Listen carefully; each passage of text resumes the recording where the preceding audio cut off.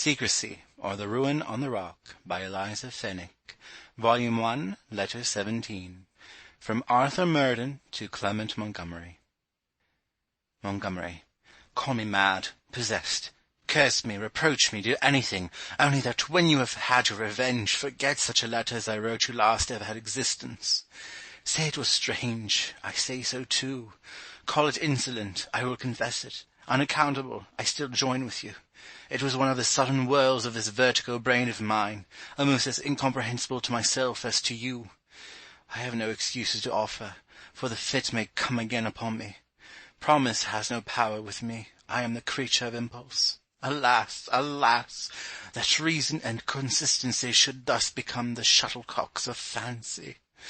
Now taking it for granted that I gain your pardon, next have I a long account to settle with myself. I would not partake of happiness of a common mould. Lay it before me, and I disdained the petty prize, stalked proudly over it, and stalked on, prying and watching, to seize hold on some hidden blessing, that reserved itself to be the reward of a deserving, venturous hero like myself.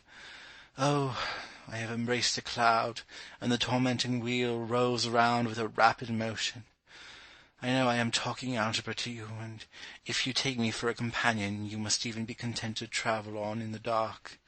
It is so, but why it is, I think your best discernment will not aid you to discover. Inquiry is useless, expostulation a farce. Be patient, and forgive me this, and other transgressions, for I tell you, Montgomery, you have a potent revenge. There is little probability that you and I should meet each other, as London will be the scene of your action, while I condemn myself to wander north and south, in search of a few grains of that content I so wantonly gave the winds to scatter. I must have room to vent my suffocating thoughts. I cannot be pinioned in the crowd, and I would rather seek converse with myself in a charnel house than enter the brightest circles of fashion. I hate to be the wonder of fools. Already is my reputation raised, and I have now just sense enough in madness to play my antics alone. Driven by winds and storms, I may seek an occasional shelter at Barlow Hall, whither, if you are so disposed, you may direct to Arthur Murden. I believe, Montgomery, it is necessary that I say something more to you. The above conclusion is abrupt and harsh. That I feel inclined to treat you thus is a consequence of my own folly, rather than your deservings of me. Let it pass, then. I wish you no ill, but as I told you before, I am become the tool of every changing impulse. I sympathize in your change of fortune, or rather I feel a concern that you should colour with such darkened hues, so unimportant a circumstance.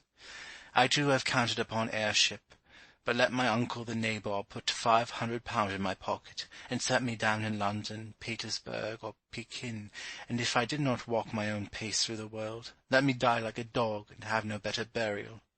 £500, 'tis a mine. Ah, sigh not to be foremost of the throng.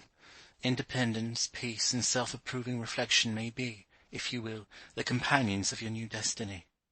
Certainly Mr. Valmont managed this plan of making you a hermit with wonderful ingenuity, to send you forth from your cave at that very age when the fancy runs gadding after novelty, and shadow passes for substance.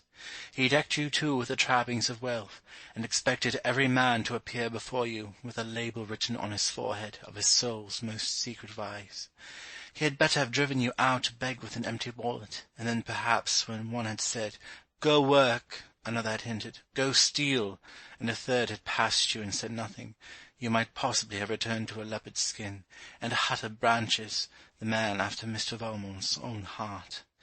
Be wiser and happier, Montgomery, than this man has been. Shun his weaknesses and your own. You also have your portion of weaknesses, follies, vices. Yes, Montgomery, the latter word is not too harsh, or I should not have had now to pity you for being duped by the contemptible Janetta L. Other instances these are for me to cite. They press upon my feelings. They wound, they torture me.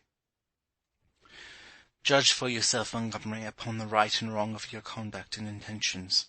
I am ill-fitted to become your adviser.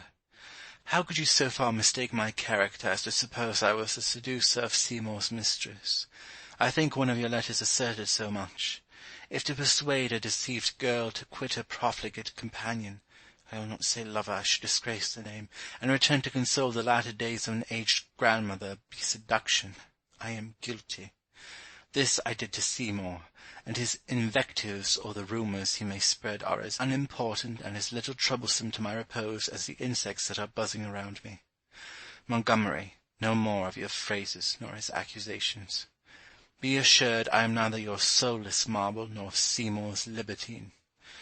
At a boyish age, from boyish vanity, I aimed to be called a man of pleasure. It was easy to imitate the air and manners of such a man, and not less by such imitation alone to arrive at the contemptible fame among persons equally ready to encourage the practice and accuse the practitioner.